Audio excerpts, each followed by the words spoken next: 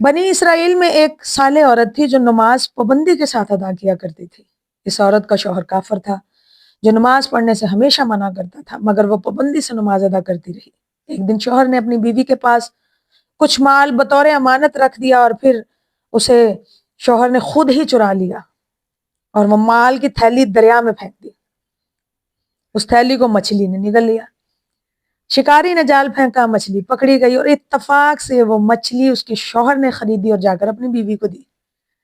اور جب وہ نمازی عورت مچھلی پکانے بیٹھی تو وہ مال کی تھیلی اس مچھلی کے پیٹ سے برآمد ہوئی۔ سبحان اللہ!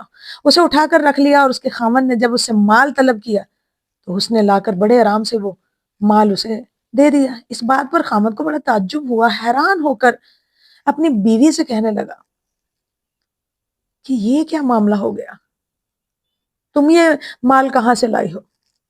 خیر، جب وہ روٹی پکانے لگی تو اس کے شوہر نے وہ مال تنور میں پھینک دیا۔